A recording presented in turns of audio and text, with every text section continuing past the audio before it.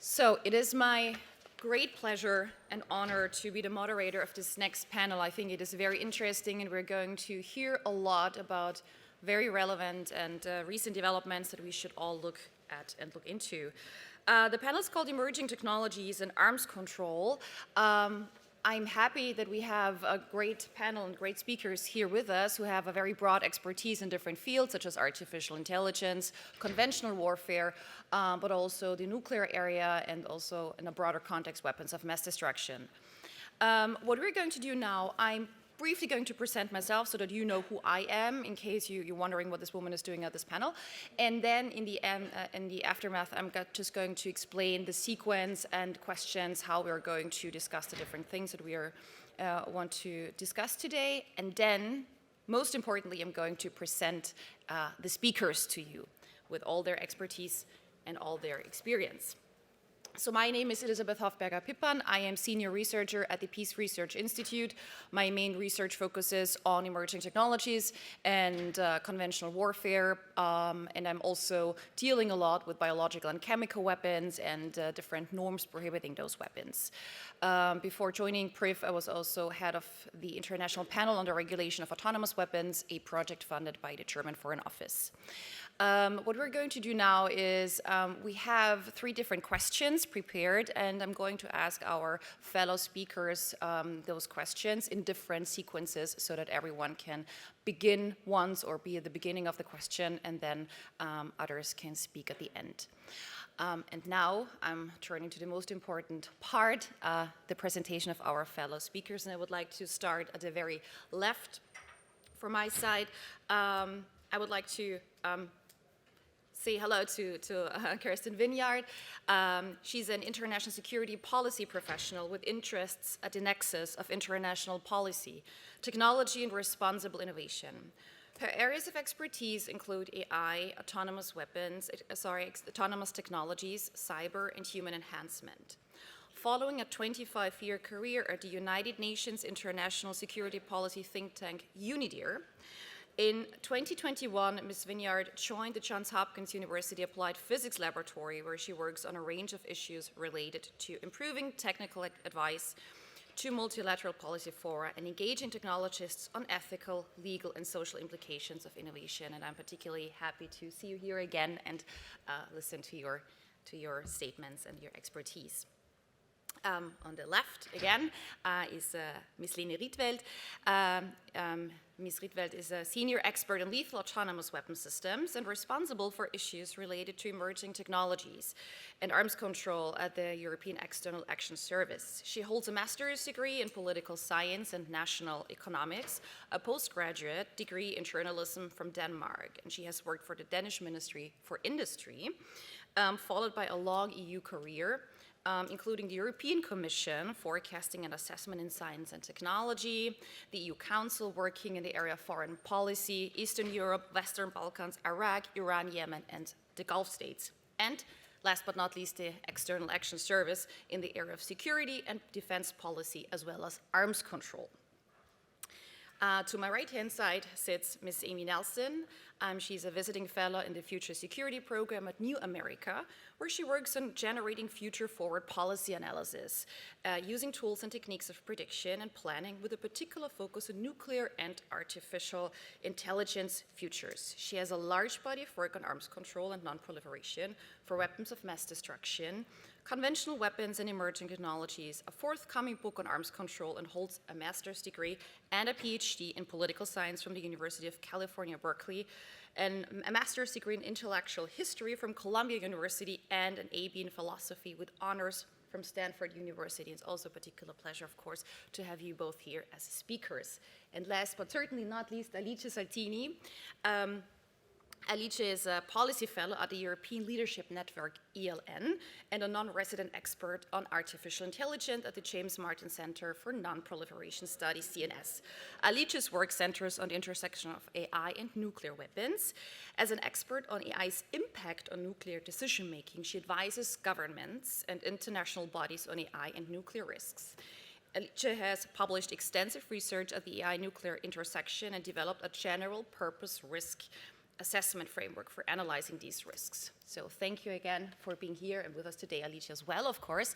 As you can see, this broad expertise takes quite some time to present the speakers accordingly, but as you can see, it's wonderful to have such a wonderful panel here.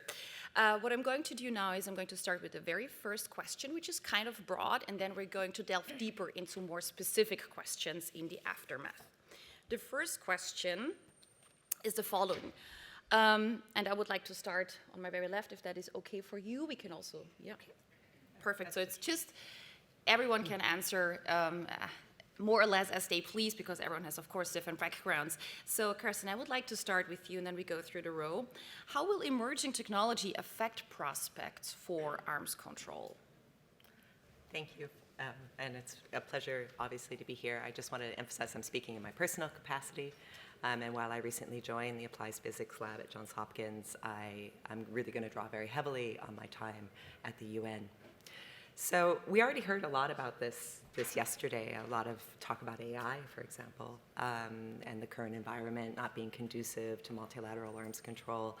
Something I was surprised not to hear about yesterday, I didn't hear much about the role of the private sector in our arrangements. Our traditional arms control arrangements don't often involve the private sector in a significant way, at least the multilateral ones negotiated at the UN. And some arrangements in the future will likely require a heavier engagement with industry. But I want to actually take a step even kind of further back from that question. Emerging and disruptive technology has always affected arms control. Usually there's a cycle of development and use, and that's followed by regulation of some sort. So the question for me is, why are we asking this question now, right? New technology and its impact on strategic advantage is not new. Leveraging new technology for speed over our adversaries, not new, right? So why do I raise this? And it's kind of a meta-level point. Language matters, right? Terms such as new and emerging and disruptive kind of subtly lend some credence to this misperception that arms control, international security, international stability kind of starts from scratch each time there is innovation. And it's like some B-level movie trailer, like, arms control has finally met its match. And it's like, well, that's nonsense, right? I mean, emerging and disruptive are temporary states. At one time, the catapult was emerging and disruptive, so was the submarine, right?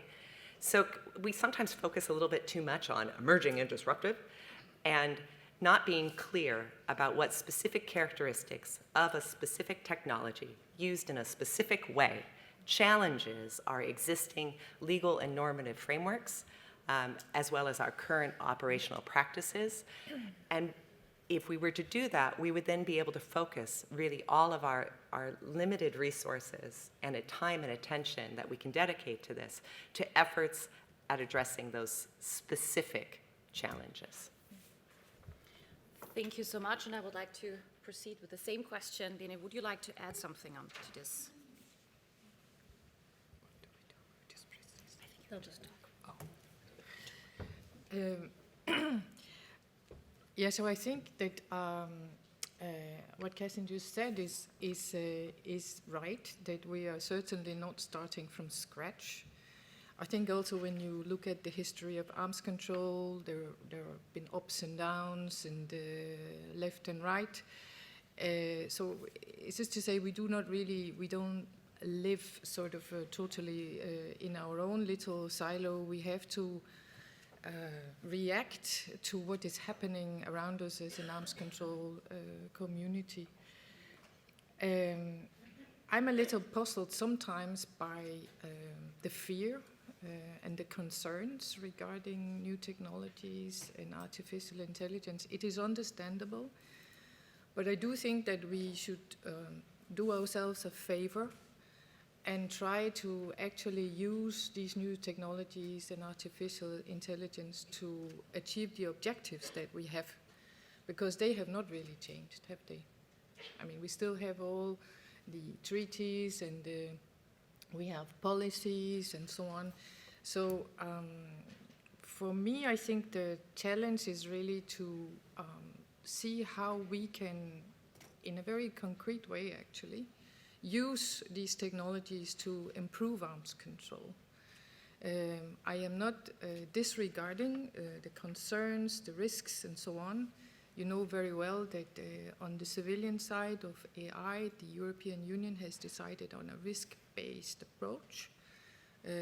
That would be a good approach also in arms control, but it does not exclude that we can embrace these new technologies and use them to our own advantage. So that's not so much, I'm not an AI or a new technology expert, but we do need to sort of move forward and not just be afraid, because these technologies and AI, it's here to stay, and we have to deal with it somehow.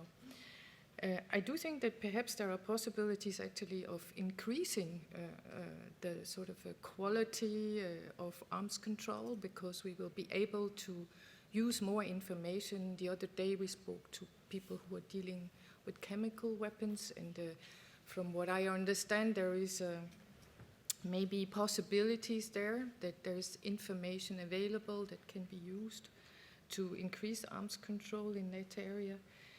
Of course, there are also, I'm not blind, there are also risks of sort of decreasing the efficiency of arms control, and all these concerns, most of you have probably followed all the discussions in the GGE on lowers over the last many years.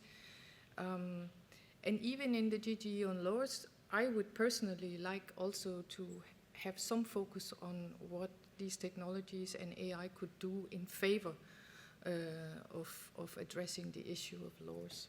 So there are pros and cons, but I'm sort of speaking in favor of perhaps I won't say a more balanced look at it, but at least not to shy away from looking into what these technologies, and in particular IA could do for all the treaties and all the types of arms control that we would like to promote. Thank you. Thank you so much, and I would like to pass on the question to Amy, please. Wonderful, and thank you so much. I'm going to agree with parts of what Kirsten had said and parts of what Lena had said, but hopefully I'll agree in ways that are incredibly interesting for all of you. So I'm always a little uncomfortable with this grouping of emerging technologies and arms control, which is weird because it's like most of what I do is either emerging tech or arms control.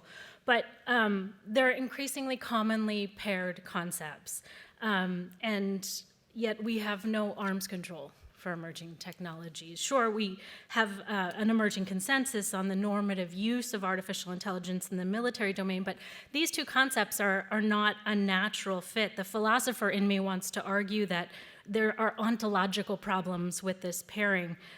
We tend to lump them, but there is nothing implicitly linking them together. As Kirsten pointed out, emerging is such a vague concept, and then we have dual use emerging, and we have recently emerged. We have applications of emerging technologies to military systems, and we have emerging technologies that can increase the capacity of our existing technologies. And as I point out to my students, relatedly, nuclear weapons were once an emerging technology. And yet, emerging technologies, as we group them and understand them today, bear little resemblance to the weapons of mass destruction, for example, that lent themselves to control through arms control. Arms control was designed to manage physical weapons emerging at a relatively manageable rate, and that is no longer true. In fact, many arms control agreements bargain away last generation weapons, not next generation weapons. Confidence and security building measures rely on what can be seen and counted, and increasingly emerging technologies are digital in nature. Moreover, emerging technologies stand to disrupt the balance of strategic stability that was previously pursued and codified by arms control. And emerging technology arms races stand to undo progress made by strategic arms control. So if the purpose of arms control was both to stabilize arms racing and to codify strategic stability, emerging technologies are pulling us further and further away from both of those platonic ideals. And then, as Lena pointed out, there's a certain newness, a certain panic that follows the anticipation of the emergence of these weapons, fear that comes from their lack of being regulated, perhaps combined with the erosion of the existing arms control architecture, concern that emerging technologies may open up new pathways for conflict and or new pathways of escalation. And arms control is two things, and so we need to think about the relationship between arms control and emerging technologies in relation to both. Arms control is a set of foreign policies or security tools designed to lower uncertainty and improve security, but it's also a field of study. And I think, therefore, it makes sense there's a natural inclination to lump these concepts together when we're talking about the field of study. But when we're talking about our security tools, this makes less and less sense. So, if anything, my comments are a push towards clearer thinking on this combination, this pairing of arms control and emerging technologies. In fact, we have a great many ways to sort of skin this cat. We have challenges to arms control from various emerging technologies and challenges that arms control can play a role in mitigating. And these are two entirely distinct categories, for one. So the first, arms control regimes are in fact being eroded by emerging technologies. The increased rate of production and of novel and military and civilian technologies, or dual use, combined with digitization, has overall increased diffusion and contributions to latency. We're experiencing challenges within arms control and non-proliferation efforts from dual use, and we're struggling to really shore up existing regimes. These are all challenges to arms control. We also have a potential for new arms races from various emerging technologies, and these are challenges for arms control, right? These are the kinds of problems the concept of arms control is well equipped to solve. Same with potential new pathways for conflict, and same with potential new pathways for escalation. However, the need for international cooperation to manage technological risk at a time when international cooperation is hard to get is actually an impediment to arms control. So herein we have impediments to arms control, challenges for arms control, and challenges to arms control from emerging technologies and the global security environment. So we don't need arms control for emerging technologies per se, but rather to first understand how various emerging and emerged technologies increase the potential risk. And I'll leave it there. Thank you so much and for your interesting insights. And now I would like to pass on to Alicia, please. Thank you. Well, thank you very much for having me here, first of all. It's a pleasure. But to respond to this question, I would like to address it a little bit more specifically on the research that I've been conducting at the intersection of AI and nuclear decision-making specifically. Now, we've been hearing that from yesterday's conversation as well and in this panel already, but AI's role in this case as in nuclear systems is an area of growing interest and is starting to garner a lot of attention, but at the same time it remains somewhat speculative, and there's certainly a forward-looking debate because we're projecting a lot of our assessments pretty much into the future. And why is this speculative? Well, that's because the extent of our knowledge on how nuclear weapon states envision the role of AI in their nuclear programs is very much limited. Now, that's the case because it's due to a lack of open source documents on the prospects for AI in the nuclear domain, and also to the sensitive and classified nature of nuclear decision-making systems, and particularly nuclear command and control and communications, so-called NC3, which basically underpins the whole nuclear decision-making process. And so as a result, we're left to make really informed guesses and to some extent injecting some degree of speculation into our assessments. But based on what we do know, there are some assumptions that we can make on where states might see the best value of AI based on current nuclear postures and on the need to update NC3 systems for operational efficiency, which is currently ongoing. And on top of that, we've been hearing statements from officials or high-level military personnel on the potential value of AI in nuclear operations, and particularly in NC3. Now, for example, recently the head of the US Strategic Command, STRATCOM, acknowledged that AI could play a role in the modernization of NC3 systems by automating data collection and processing and speeding up data sharing with allies. And in fact, broadly speaking, AI seems to be seen by nuclear weapon states as a tool that can help human decision makers making better informed and faster decisions. And so in that sense, AI is seen as particularly valuable for quicker threat detection and for analysis of real-time data. But on the other hand, it also introduces risks due to its unreliability, opacity, vulnerability to cyber attacks, and challenges in aligning AI outputs with human values. So this is just a little bit of context to frame our discussion.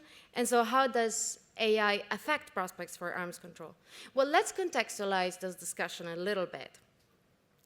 Nuclear weapon states are currently considering the integration of AI in functions that might directly or indirectly affect nuclear decision-making.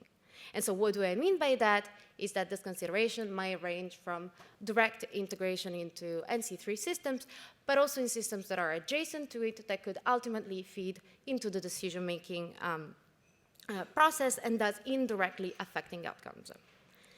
So these considerations come at the backdrop of an ongoing nuclear modernization, as I said before, due to an aging nuclear infrastructure, which offers a window to update the nuclear enterprise, and then the desire of either keeping a technological edge or to gain a strategic advantage, but certainly and most certainly not to fall behind adversaries.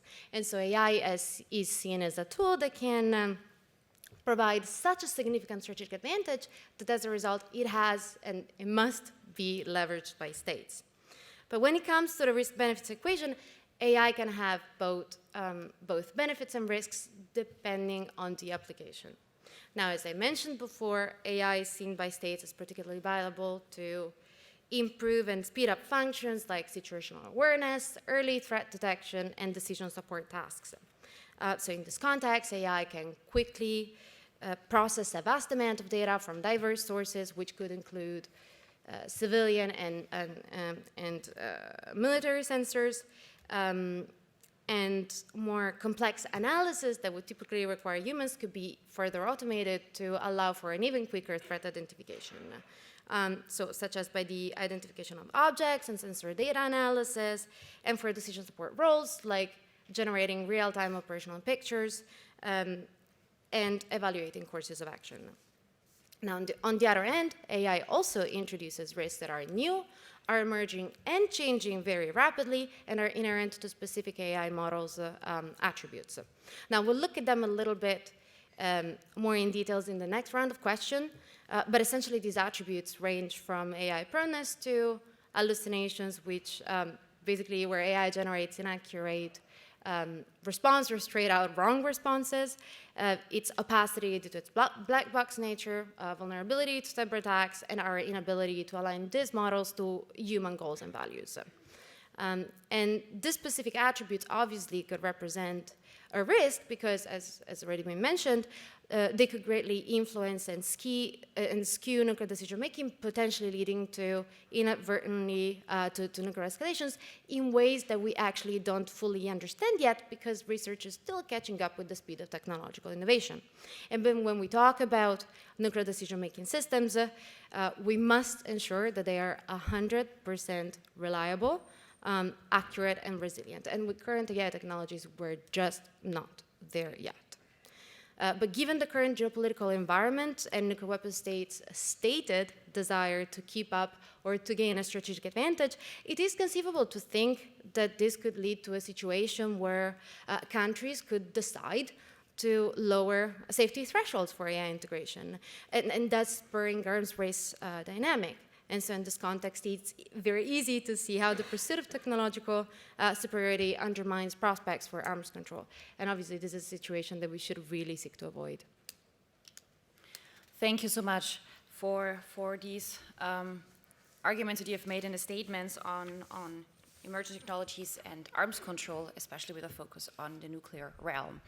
So when we look at these answers now and the question that I have raised, I would kind of like briefly synthesize and summarize what the main statements were. So what I hear from our speakers is that AI or emerging technologies as an object for regulation is quite challenging, actually. And I think what that reminds me of is that we often seem to have trends, of course. We had the cyber trend. Everyone needed to talk about cyber and IHL and cyber here and cyber there. We're still talking about cyber, but there was this spark and a huge trend we observed. And when you remember the first story, so to say, about the use of drones by the US in different countries, it was all about, oh my God, this is, what of course was criticism. I'm not saying that, commenting on that right now, but what I want to say is here, we had this trend, a technological development, and over time we realized that now drones have become ubiquitous in armed conflict to a certain degree, and that we saw some changes. We saw a certain acceptance of a technology in our society, and I think this is always the case. So I think when we talk about AI specifically, but also about emerging disruptive technology in a broader context, these are always trends we're kind of following. So we also need to be humble and also kind of look at the world as it is, that we might one day not talk about AI and armed conflict anymore because we're just used to it. And this might have many advantages, but also many disadvantages. And I just think that emerging tech as an object for regulation definitely yields challenges, advantages, as well as disadvantages. And so basically, this is what we see happening right now. And the second question now tries to delve deeper into the more or less simultaneous emergence of different emerging technologies. So the question reads as follows, and I think I'm going to start on the right-hand side now because it fits perfectly for the experts, especially in the nuclear area. So when you consider the growing complexity that the simultaneous emerging of multiple disruptive technologies introduces to the international security landscape, where do you see the most significant risk to international security and stability, which can be interpreted very broadly, but I would like to start right now with Alicia and then go through the row in the other way around. Yeah, of course. For me, really is the fact that we don't understand the full implications of most of these technologies, really.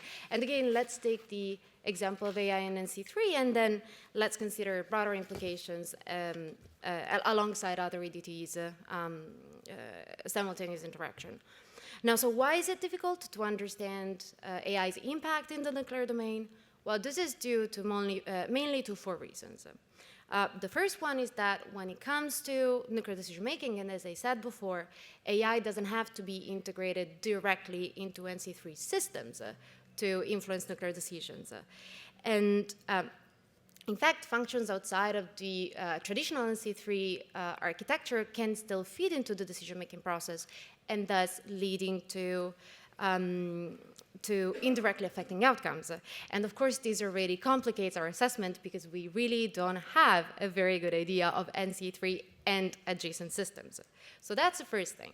Now, the second challenge is due to our difficulty in understanding how AI will advance.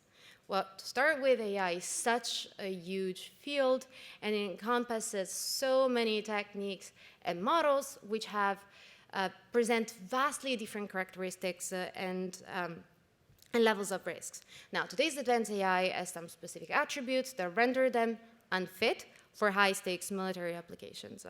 And I'll look into them just in a little bit.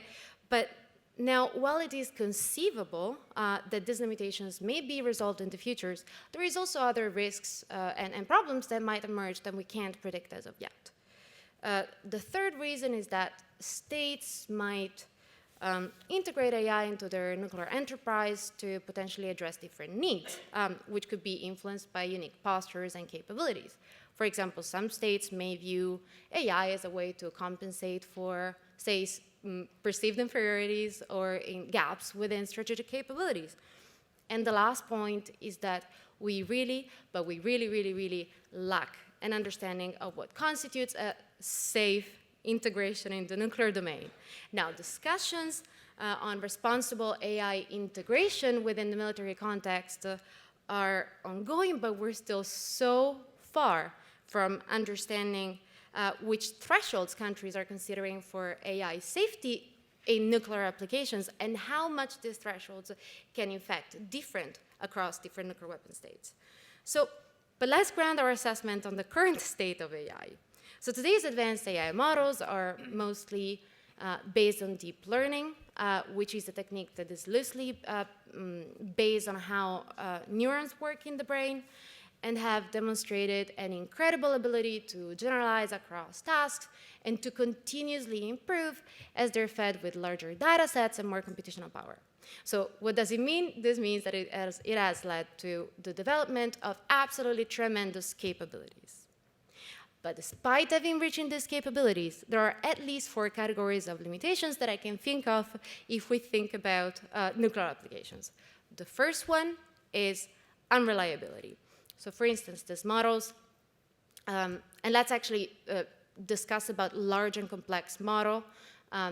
So these models are prone to hallucinations, which means that they confidently produce incorrect outputs that are not supported by their training data. So this could mean anything from a chatbot making up facts about an historical event. Some of you may have experienced it themselves with ChatGPT, or vision models seeing things that aren't there. The second one is opacity. So large and complex AI systems are black box, which means that it's very difficult to understand the underlying process that leads to a particular output. And while we know the data that has been used to train this system, more or less, not always, all the times, but while we know this data, they learn correlations without a specific instructions by us. And so basically, this means that we don't understand the process that they use to come up with these correlations. The third one is vulnerabilities to cyber attacks. So AI systems are particularly susceptible to cybersecurity threats, potentially opening up new avenues for hackers to infiltrate and tamper with sensitive military information. And the last one is misalignment. So as these models develop and continue to develop by the day, we also must ensure that they are aligned to human goals and values, but unfortunately, we're just not there yet. So with that being said, current AI models follow a specific trend, which is the more AI is generalizable, scalable, and better it performs, which means that the more AI can perform a wide variety of tasks as opposed to just one specific task, and the more it improves when fed with larger data sets and more computational power, the less transparent and reliable it becomes, which means it becomes more prone to making errors, and it becomes black box. Now, there are some promising techniques aimed at making AI more explainable, well, in this case, interpretable, such as mechanistic interpretability, but this results in a trade-off in performance, again, as of today. So this means that if we try to improve its reliability and transparency, we end up lowering their performance. So as of today, there is no technique that can make large and complex models interpretable without sacrificing some degree of performance. So this is where we're at today. Now, if we look ahead, it is possible that we might get to the point where we're going to manage to fix this trade-off. But also new risks can emerge that we can't predict as of yet, just because research has only gone that far. But to determine exactly what constitutes a risk and the benefit is not easy nor straightforward. It really depends on 3 key factors, which are the specific characteristics of models that are being considered for integration, the area of integration per se, and the level of automation and redundancies in the automated function. And because of the interplay of all of these factors, it is not easy to understand all the potentially high-risk integrations, but this is a critical work that needs to be done. So ultimately, the balance of all of these factors determines the impact of AI on strategic stability and arms control, but we're really far from understanding this interaction. And so I've spent a lot of time now just to discuss about the technological implications, but there are other implications that come in place, such as implications from a broader strategic stability perspective, such as the countermeasures that countries might develop as a result of an adversary's technological advancements, and the impact of a human-machine interaction. And taking a step back, this assessment also just focuses exclusively on AI, but the risk further compounds when we consider EDTs and their potential interaction. And again, we're still so far from understanding how their full interactions. So for example, if we look at the cyber nexus domain, cyber vulnerabilities within AI-enabled weapon systems could be exploited by state or non-state actors, and so resulting in false informations, for example, compromised data, or intentional misinformations as well. Of course, cyber attacks in this sense offer an attractive and a cost-effective option for both state and non-state actors to gain an asymmetrical advantage and to challenge more technologically advanced states. And so here, simple errors and data misinterpretation by this technology could lead to rapid escalation, and especially in the decision-making context, where decision makers face a high level of stress and have a very limited time to act. And so combined, these factors really increase the likelihood of actions being taken without fully understanding the intent or implications. And this is just the beginning of research. As I said, there is so much more that needs to be understood. Thank you very much for this very profound answer, and I will pass on now to Amy, please. Wonderful, thank you. So the question concerns the growing complexity of the security environment, including from the emergence of multiple disruptive technologies. And we're asked where the most significant risk comes from. And I would say it's that the future is still unknown, but that's just a futures joke. So 3 things here. High uncertainty and high complexity, I'm with Alice, are the 2 most corrosive factors in sound decision-making, and add in accelerated decision-making from artificial intelligence, and we have a compromised decision-making environment. I would say that's challenge number 1. The question concerns this construct of strategic stability, and we don't actually really know how to define or even explain it anymore. The original construct and definition came out of a set of Cambridge meetings in 1959, 1960, and got incredible traction, and then was perpetuated by arms control treaties that then codified that strategic stability. And so we had a shared definition and a collective understanding, but I don't think that exists anymore. And so I might suggest the need for a Cambridge 2.0 meeting. Whether or not our definition and concept maps well onto the strategic reality matters less than whether or not we agree that it does. And then third, it's a lethal combination of arms control, erosion, and proliferation, right? This is why we're all here. So rapid technological advancements, particularly in AI, cyber capabilities, and autonomous systems, pose challenges to existing arms control and non-proliferation networks. This is arms control erosion, where emerging technologies can accelerate the development of new weapons, complicate verification, and threaten to destabilize traditional arms control agreements. And critically, the nested and interconnected architecture of traditional arms control frameworks has become particularly vulnerable when confronted with emerging technologies. This architecture, initially designed for conventional weapons, where we're trying to incorporate emerging technologies, relies on layers of agreements and verification processes that assume stable and predictable threats and state-based actors, and we all know that resembles the current security environment little. And then the proliferation concern. Most emerging technologies, whether military or dual use, lack clear regulation, creating gaps in enforcement and increasing the risks of proliferation, particularly as global actors gain access to those dual use technologies. Thank you very much. With a view at the time, because we also want to reserve enough time to have an interesting Q&A session, I would like to briefly ask Lena if you would like to add something in addition to the comments that have been made before. So I'm not a researcher, so I'm very interested in all the information you can provide, but this is not kind of my starting point.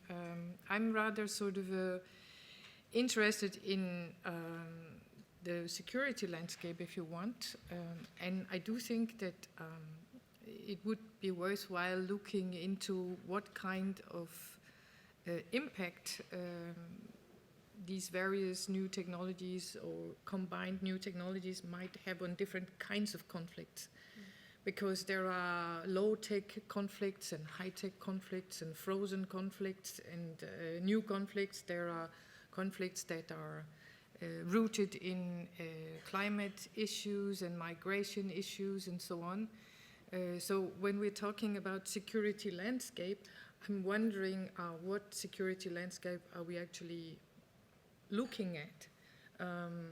And of course, the nuclear security landscape is one, but there might also be others. And I, for my part, I'm sort of very concerned about technologies related to 3D printing and to the, excuse me, the possibilities that people have also now to perhaps, not so easily, but nevertheless to develop new biological and chemical weapons.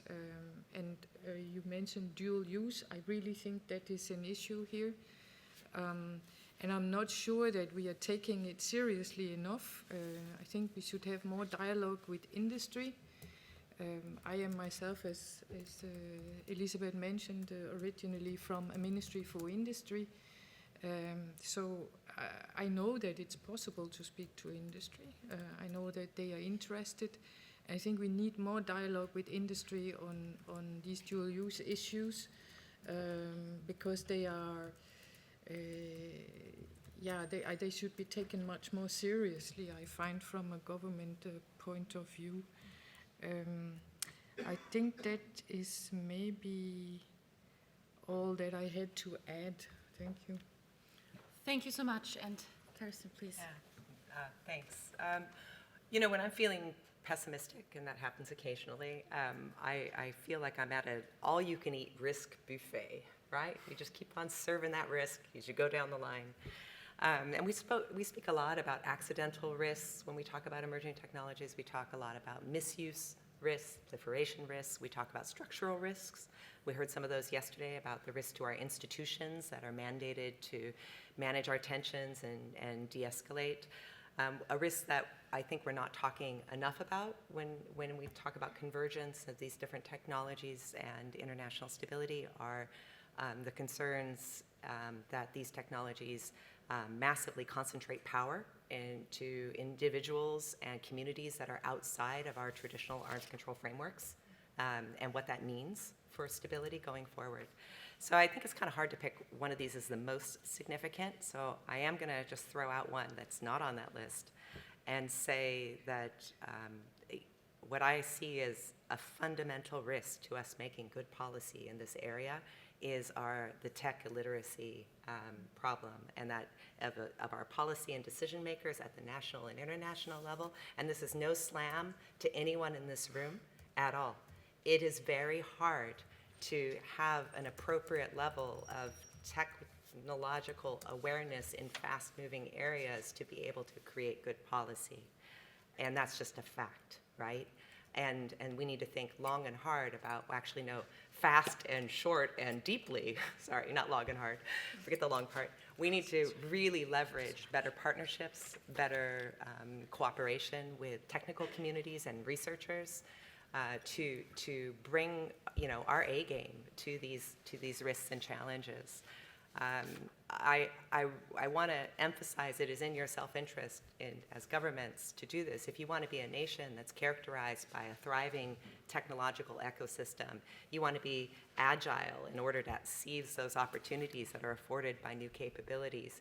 You have absolutely no other choice but to really raise the tech literacy of your policymakers and wider citizenry across the board.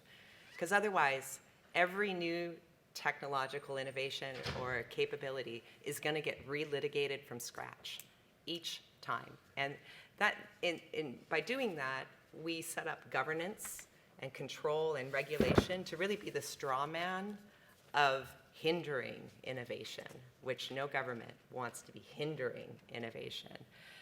And often it's policymakers who can be immobilized because they don't know who or what to believe because our conversations are generated by hype on new technology and less on capabilities, risks, and benefits.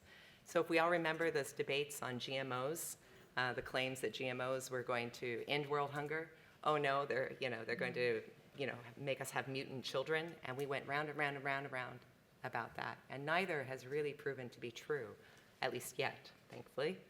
But that hype on both ends of the spectrum was so great that policymakers and decision makers had a really hard time moving forward on appropriate guidelines, guardrails, policies, legislation.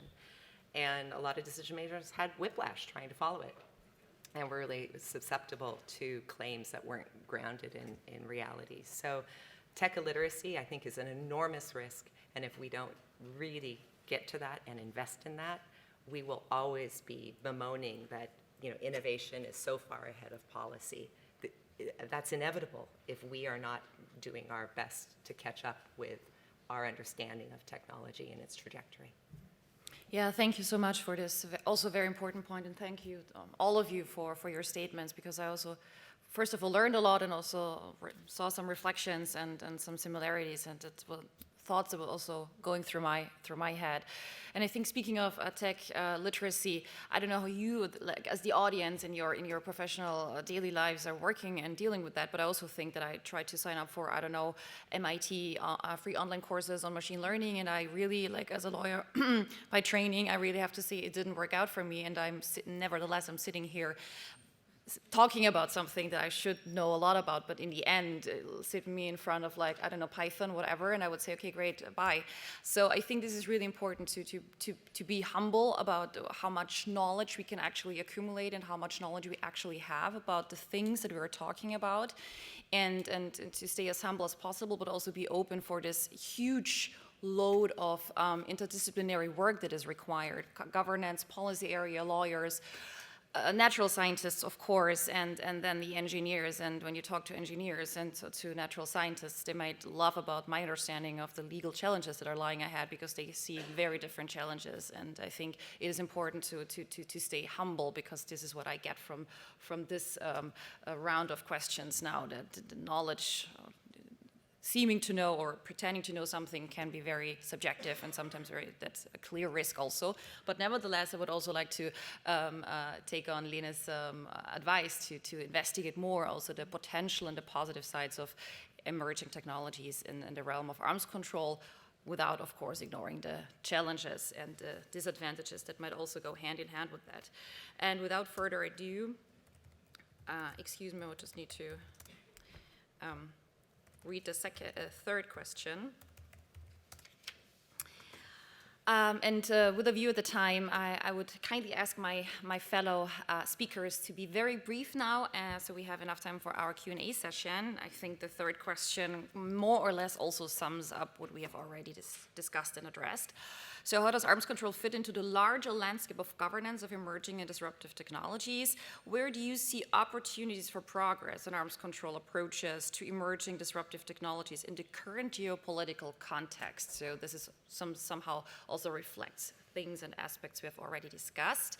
I would now start maybe with you, Len, if you would be happy about that, and then proceed with Kirsten, so we have the third option of sequences, more or less. Thank you so much, Lena. The floor is yours. Super, thank you. I will just pick up on what Kirsten said, because this is something that I have used almost one page on, which is about becoming AI ready.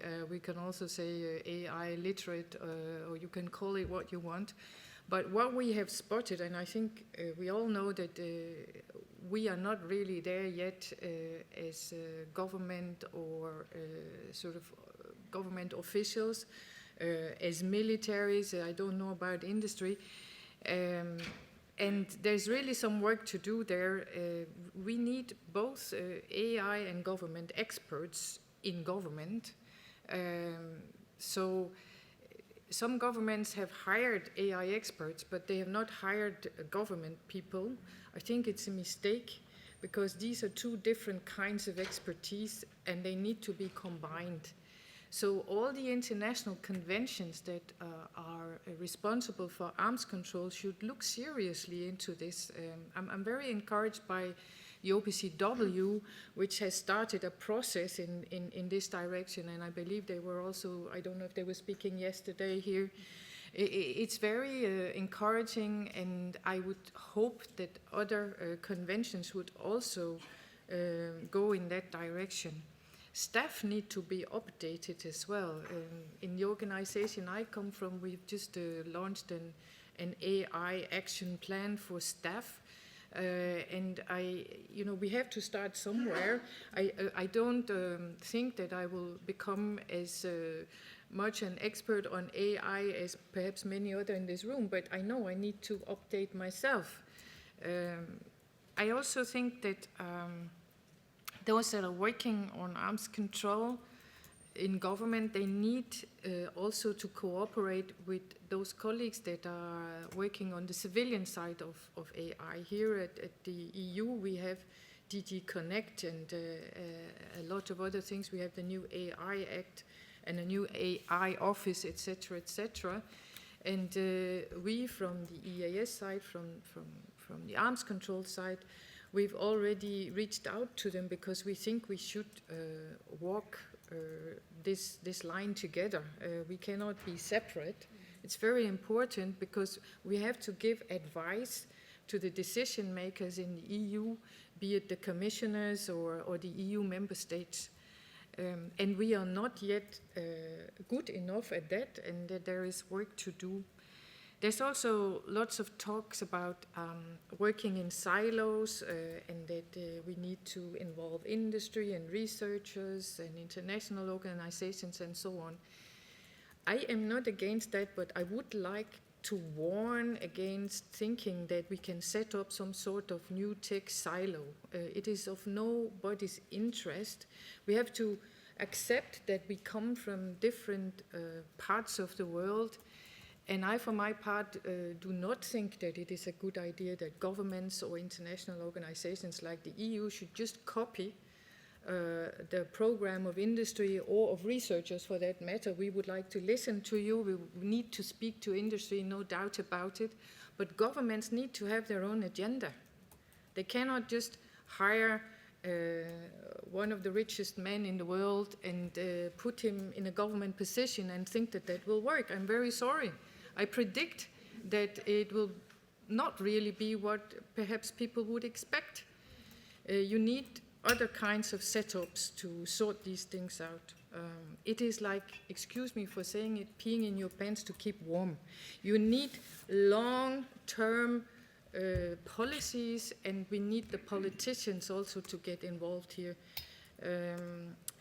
Last thing I wanted to say was sort of on a more general level, I'm a little bit worried about, in particular, AI as a sustainable technology or not. And when I say that, it's because of the enormous resources that is used to produce AI. So the International Energy Agency, for instance, in 2022, I think it was, said that the data centers in the world that are producing AI are using as much energy as France and Germany combined. I'm sorry, but that's a lot, okay? And we have to think about these things in a sort of more holistic way.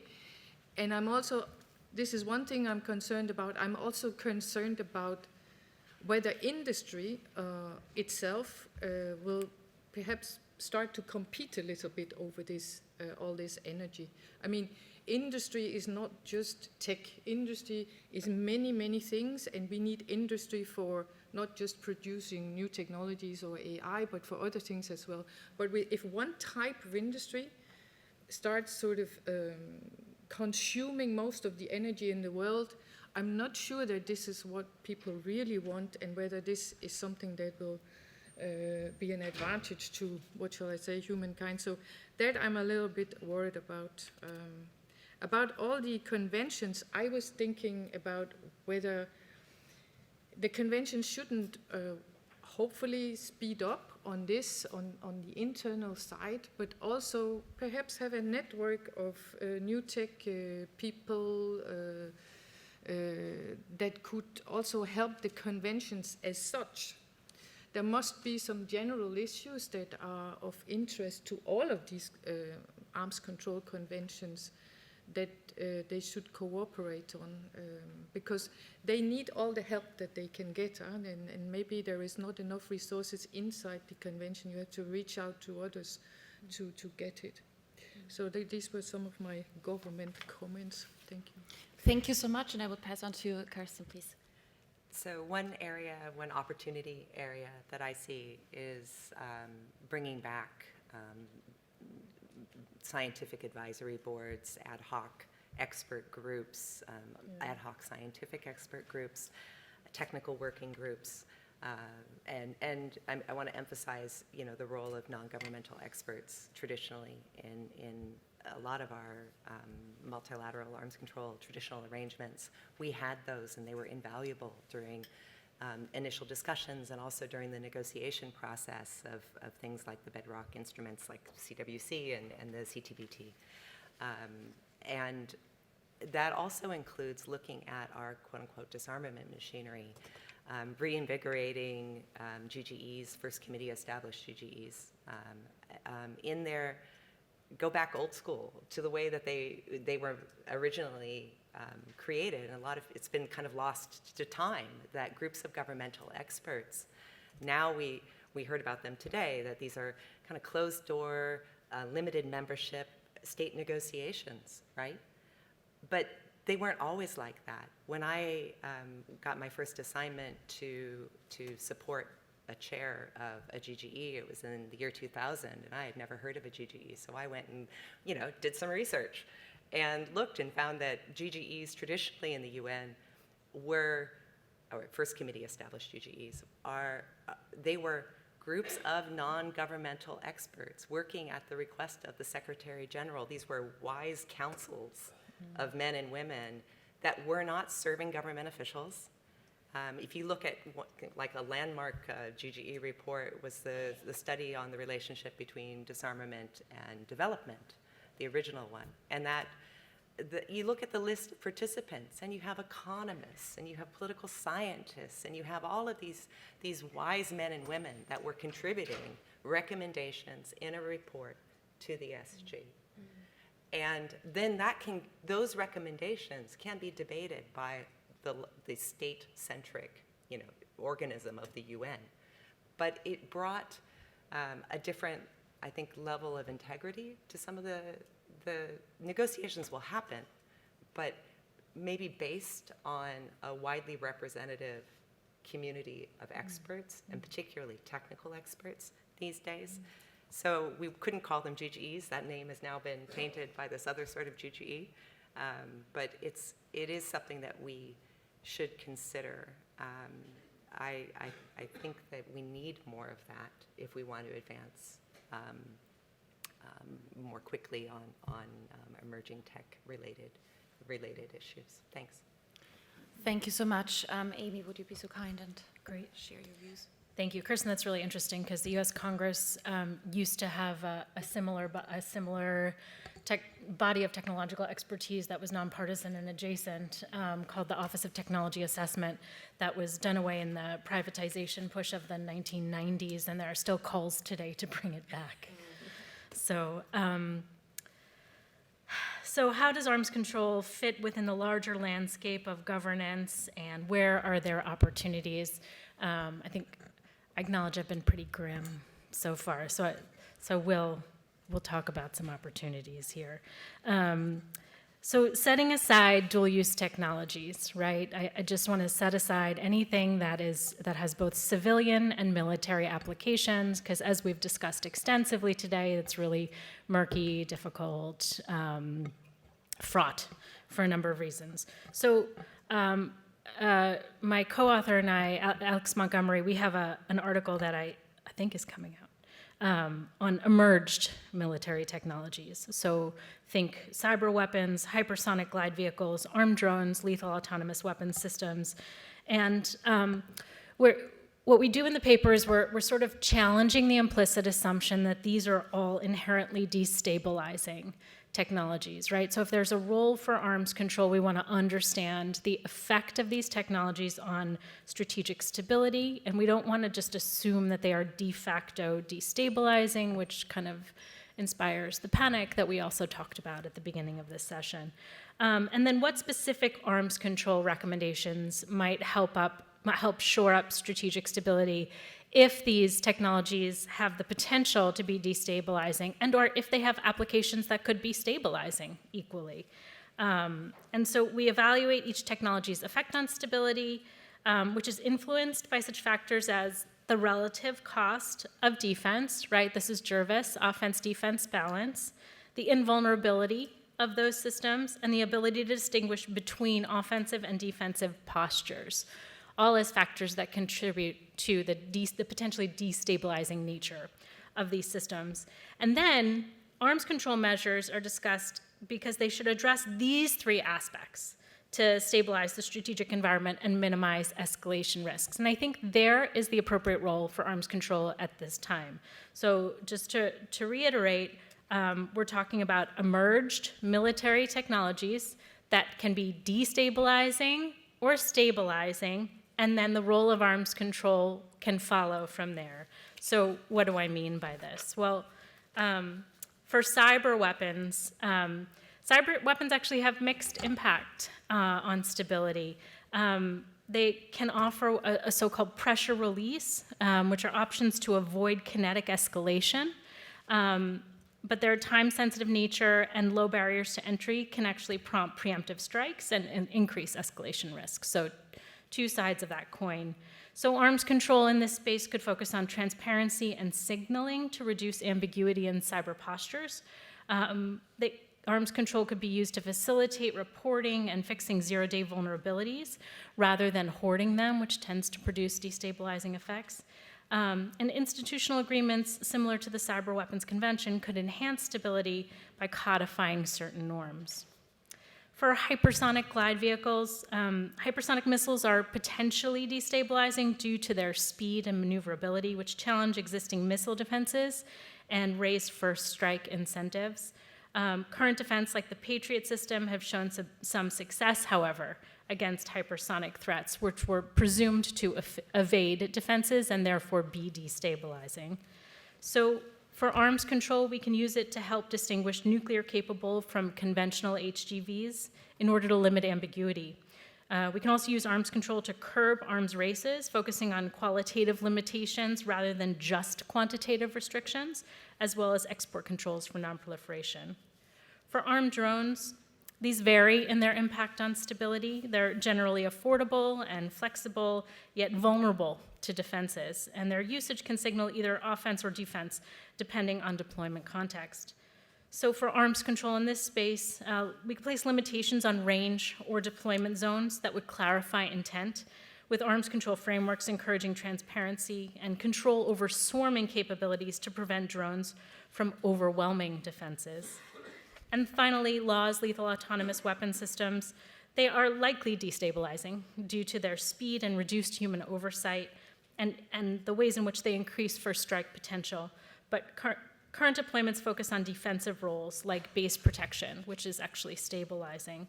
So arms control could actually promote norms of transparency and responsible AI use in warfare, or continue to do so, building on framework like the US Political Declaration on Responsible Military AI Use, and emphasize transparency and autonomous systems decision-making for trust and accountability. Thank you. Thank you so much for your statement. And now, please, Alicia, just with a view at the time, the question to all of you to keep your deliberations short, just because we have the Q&A session, but it's not because you're the last one, so that I need to mention that. Sorry. Yeah, that's okay. No, I'll try to wrap it up very quickly. Just going to go through very quickly, again, on AI and NC3, I'm just going to go very quickly on the where relevant conversation is happening, where the debate is at, and where we can move on from then. So very quickly, there is no specific forum as of today that addresses the intersection of AI and the nuclear domain as a dedicated subject. But there are a lot of ongoing discussions on the AI in the military domains more broadly that are emerging, and mostly into most relevant forums, let's say like that. The one is the Responsible AI in the Military domain, so the so-called REAIM Summit, which brings together government officials and civil society representatives to discuss about opportunities and risks of military AI applications, and the US Political Declaration, as Amy mentioned, on responsible military use of AI, signed by 55 countries as of September, if I'm not mistaken, and basically aims to build international consensus on the safe deployment and the use of AI in the military. On top of that, there have been also other discussions, such as the Rethinking Arms Control Conference series, and the third of this conference just took place in Berlin this June. Ambassador Arias actually mentioned about this, which looked exactly at the intersection of AI and weapons of mass destruction, and where I had the pleasure to talk at the AI and nuclear panel. There is the US-China bilateral dialogue on AI risks, which kicked off last May in Geneva, but unfortunately seems to have reached an impasse at this point. Some promising discussions are also happening within the framework of creating an environment for nuclear disarmament, so-called CEND, which looks specifically at the intersection of AI and nuclear, but at this point is unclear which direction these discussions will take, and plus CND is a relatively informal initiative with varying level of state engagements.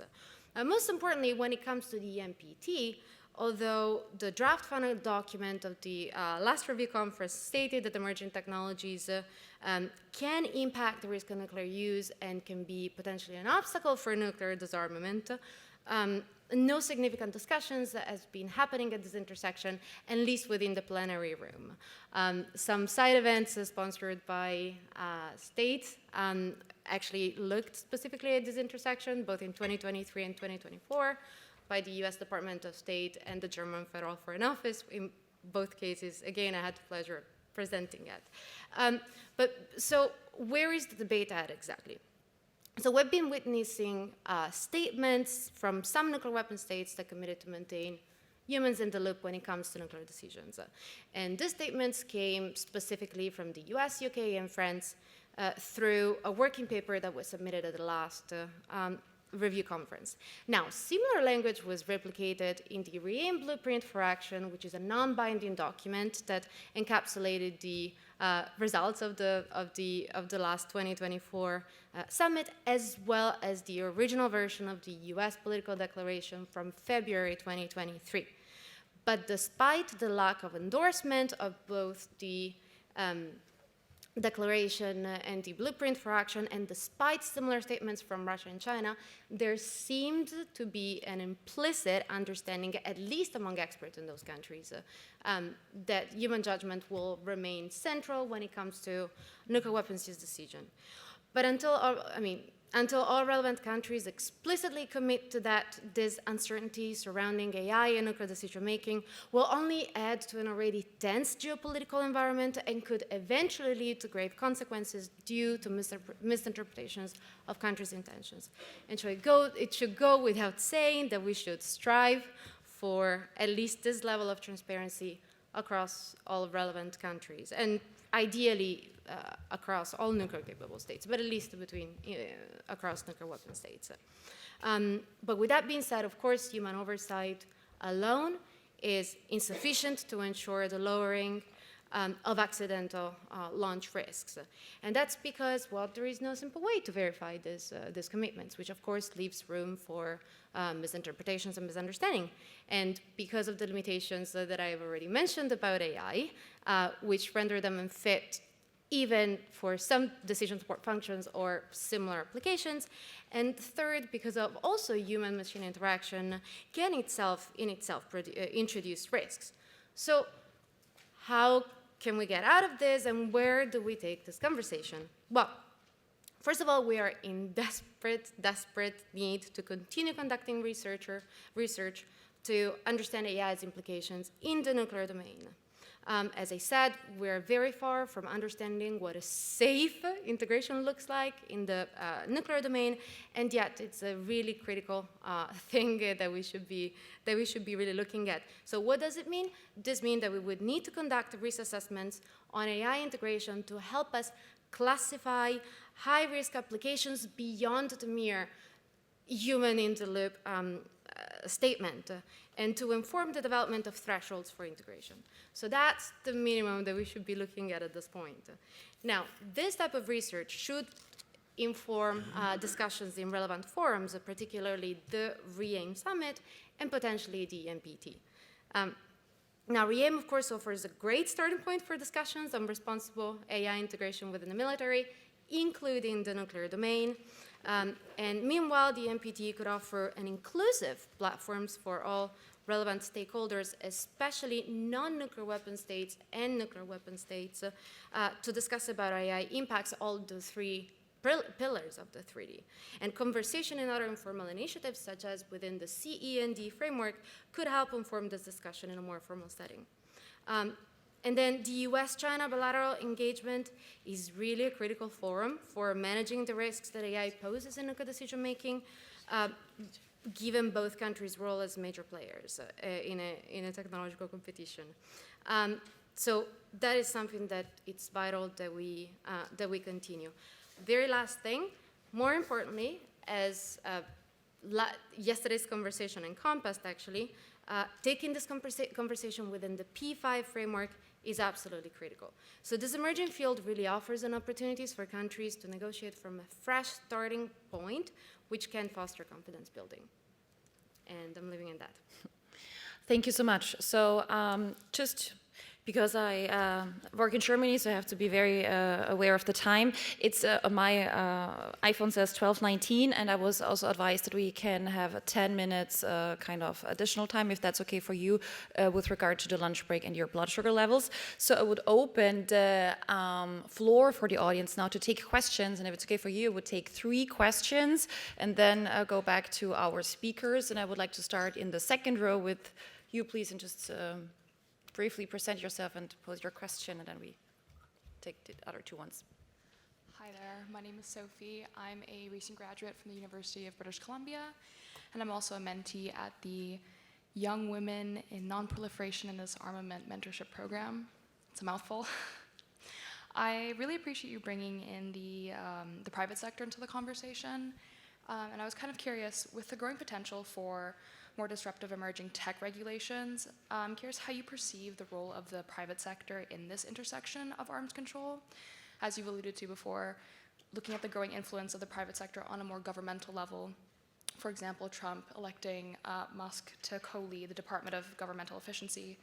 How do you see pushback or resistance from the private sector impacting these regulations? Thank you. Thank you so much, and I think that was, yeah. Yep. Tom Sauer from the University of Antwerp here in Belgium. I have a question on AI and nuclear, so I suppose for Alice. There's a whole debate about AI and big data making oceans transparent and also submarines visible, and therefore undermining the second strike capability of nuclear armed states. Where do you stand in that debate? Thank you so much. Jürgen Altmann. Oh, sorry, excuse me, Jürgen, just 1 second. The lady was also, already has her microphone, so I would take 4 questions now. Please, I didn't want to be impolite. My name is Maria Mekri. I'm from Safer Globe in Finland, and I also have a question about the private sector, but specifically about small and medium-sized companies. As the arms industry is growing, what we're seeing in the industry and from business advice is now kind of promotion of the idea that small and medium-sized companies should get involved with dual-use products and with emerging technologies, and that they have now market potential. If so, I think this causes all sorts of new issues, both for the companies themselves, but also for arms control. So I'd like to hear your viewpoints on small and medium-sized companies. Thank you so much for this really interesting question. And Jürgen Altmann, please. Jürgen Altmann, TU Dortmund in Germany. Thanks to Alice for pointing out all the problems with AI at present, and my guess is it will remain such for quite some time.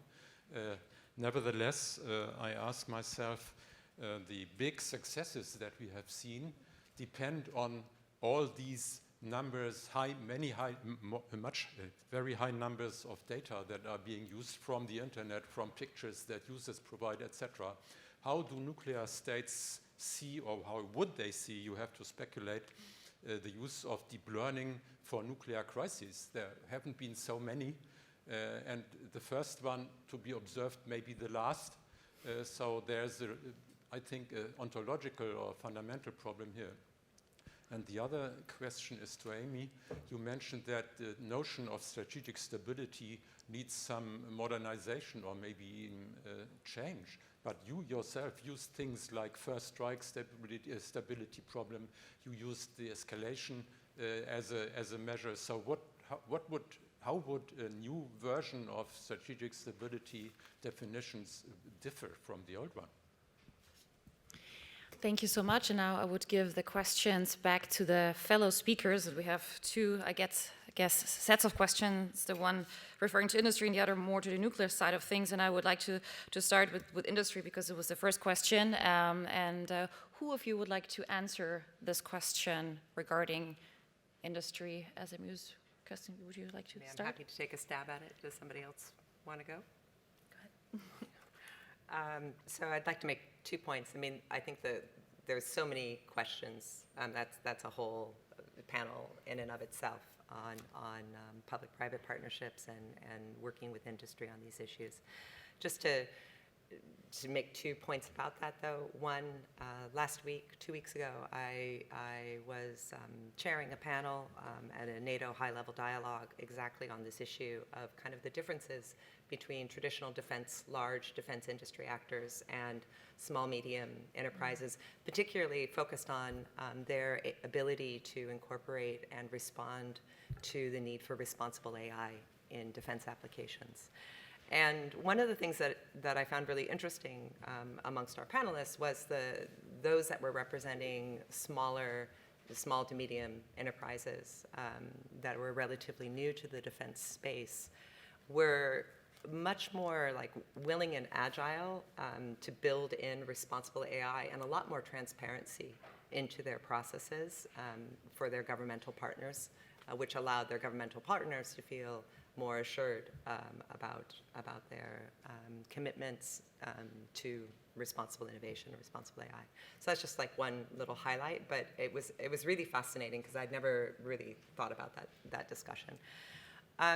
The other thing I want to say about the private sector in this role is I hear a lot, like in the CCW and in places like that, about concern about the testing of AI-enabled weapon systems, AI-enabled whatever systems, testing and evaluation. And I think we have a lot of work to do to raise people's awareness of the absolute amount of risk aversion that responsible military actors have, and as a consequence, how high the bar is for testing, evaluation, verification, validation of new technologies in the defense context. And that I wasn't aware of that for many years into my career. It took a long time for me to develop an appreciation for that.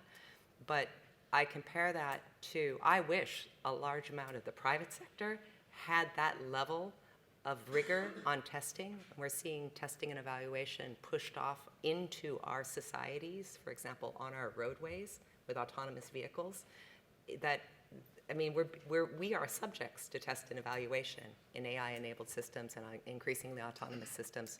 So we have to, I think, kind of combat this narrative that responsible military actors are somehow not doing the hard work of test and evaluation. And there are lots of open questions there, which is what slows down, just kind of wild use of AI in military systems. Sorry. No, thank you, because it was, of course, a really important point about the role of testing and evaluation. Lena, I would pass on to you and then go through. Just one word on small and medium-sized enterprises and AI, I certainly think they have a role. My thesis from approximately 100 years ago was about small and medium-sized enterprises and new technologies. I think some of the things that I concluded still go, that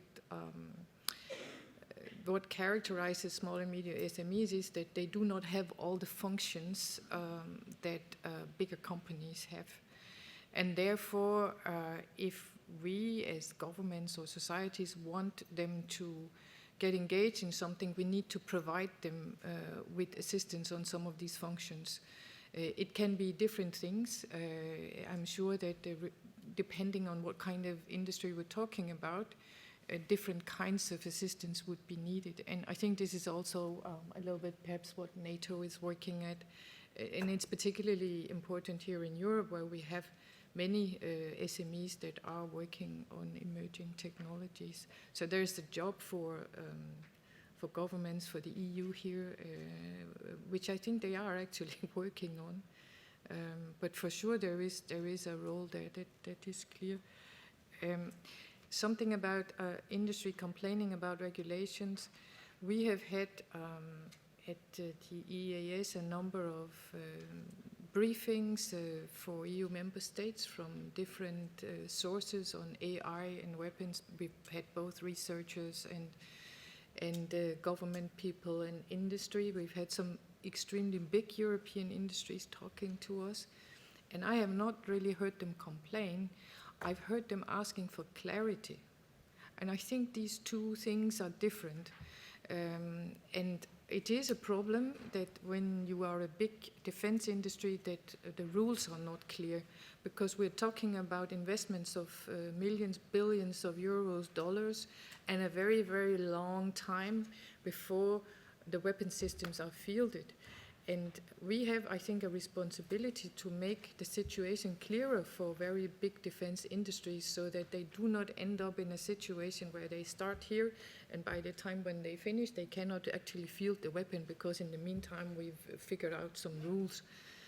So I don't think they are, I don't hear, at least from my side, complaints about rules and regulations, but I'm hearing a request for clarity. Thank you so much. Yeah, I can only second that, and I would pass on to Amy, please, now.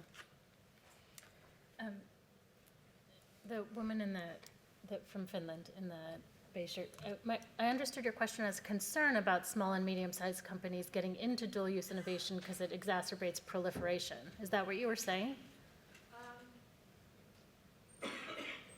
It's one of my concerns, but I'm also concerned that a lot of the small and medium-sized enterprises don't actually know what they're doing. So they're actually getting into dual-use products and new emerging technologies, either semi-accidentally or that they're being pushed by industries and business actors who see a lot of business opportunities without the support that was spoken about. Great. So the first thing I want to say is if those small and medium-sized businesses don't get into emerging technologies, they just won't be around that much longer, right? Industry is evolving. Second, having done some work on national models of innovation and the role of dual-use technology within, the countries that support small and medium-sized businesses in this endeavor will do better in the long run. Competitively speaking, economically speaking, and in the capacity to contribute to capabilities that shore up defenses.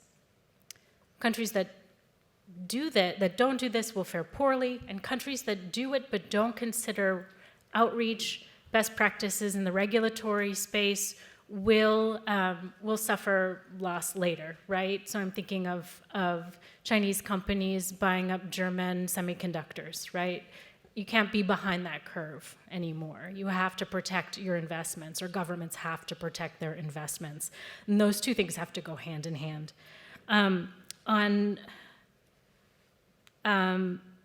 Involving the private sector, yes, it's a technological advising capacity, but in my experience, the private sector has always been the voice of concern over stifling innovation. And so bringing that voice in as early in the process, I think, is crucial to successful outcomes. And then your question on strategic stability was great. I'm glad you asked it. We had to make a lot of assumptions to make the paper work. We had to assume all actors essentially were using the systems in the same way, and there was sort of a one-to-one alignment, right? That whatever country A has, country B also has, right? And so they might use them similarly, or they could deploy them similarly, but we don't, those are all assumptions, right? So getting a shared understanding on those would go a long way to shoring up strategic stability. Thank you. Thank you so much. And Alice, please. Yeah.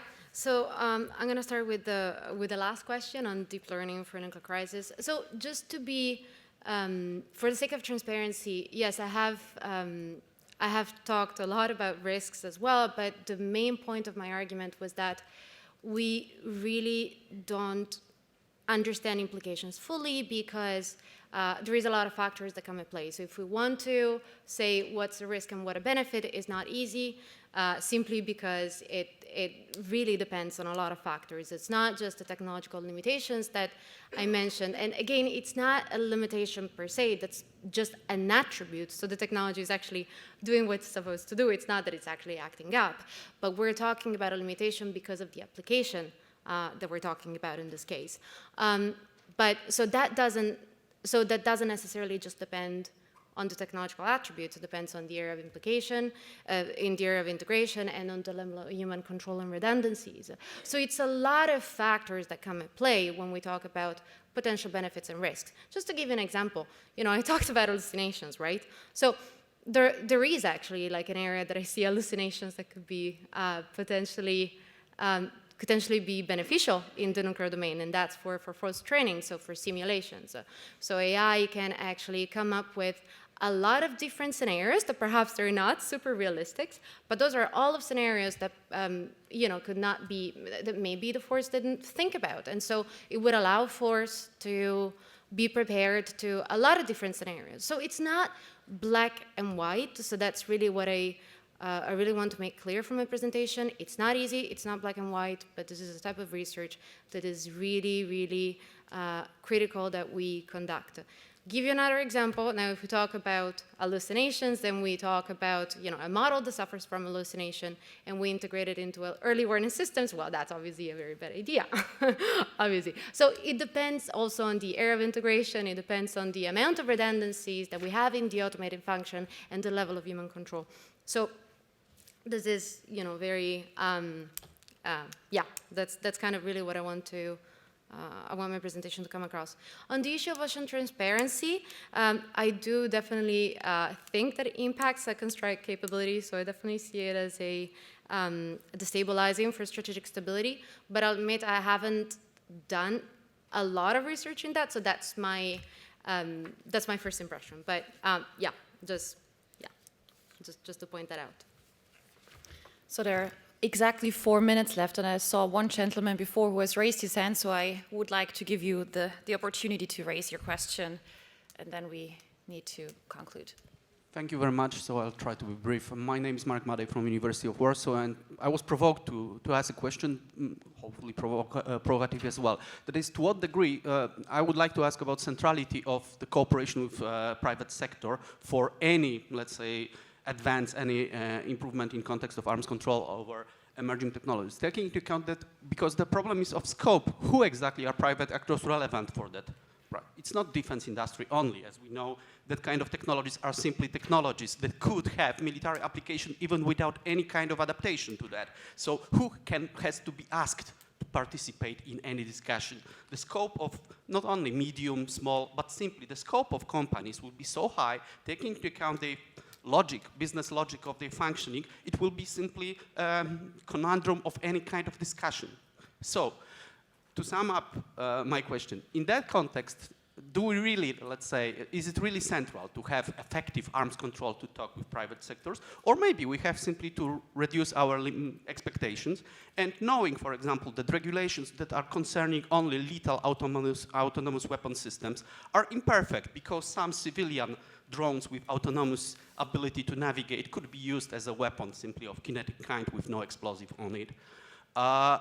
And that's all that is to know that what we could regulate are only part of the issue, because going for all is simply impossible, taking into account how many players and how many stakeholders we have in discussion. Thanks.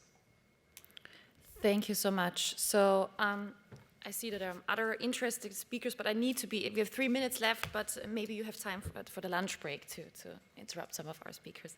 Who would like to take this question regarding, again, the role of industry, but in a bit different context, but also highly relevant, I guess? Kirsten, I was thinking. Kirsten, would you like to take? Really? Were you now? You're welcome. Yeah, thank you. I'll remember this. Well, I think this is a problem of scope. You're right. It is definitely an issue where we have, I don't even say dual purpose anymore, because I think we have this omni-purpose where, technologies flow, back and forth. We take commercial off-the-shelf technologies, we might modify them, we use them in ways that they weren't, we might make modifications, and those things kind of maybe make it back in a different application to the civilian. So it's become very, very muddled. That said, I don't think that we should just throw up our hands and say, wow, this doesn't fit, our traditional way of looking and dealing with things. I think we have to think, again, long and hard about literacy. I was involved tangentially in a project that worked on raising awareness of international humanitarian law in the tech industry, right? Because people don't necessarily realize that what they are doing in a private sector company might make them either a lawful combatant or at least providing support to an armed force. And that they had no idea, right? So we need to think about our literacy, about our international law, and how that affects particularly the technology sector. And I think that would be a good place to start. But I'm sure that Amy has something to add. I really just couldn't have said it better. So we have 1 minute left, and I know that Lena also wanted to comment on this question. Yeah, I was just wanted to mention one of the projects that we are running, which is a little bit, excuse me, in this same line. We know that we cannot reach out to all industries, but we decided at the EEAS to try to take a sort of, what shall I say, preventive approach. So what we have done is that we have asked CIPRI and UNODA to set up a project for young researchers and STEM students that are working in the area of new technologies, and kind of trying to have the, what shall I say, the arms control community meeting these young people so that they know a bit more about the rules that apply, because as we already discussed very early on during this conversation, we are not starting from scratch.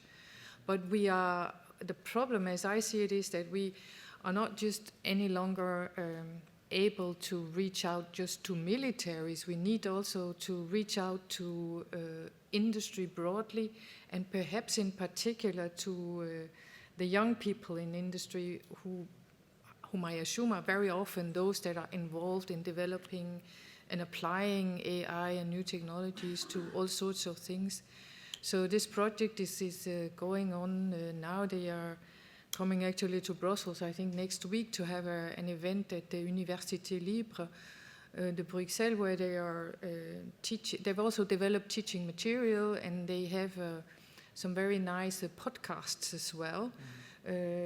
So it's just a small thing, but I'm thinking that we really need to catch these people early on before they proceed in their careers, so that they are aware of, what shall I say, the limits and the rules that apply in their area, because it's not really just dual use anymore. It is really multi-use, and there is a gap there.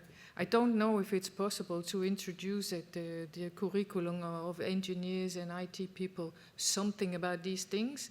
It could maybe be a good idea. At least we have made a contribution on the EU side to develop some material that can be used all over the world.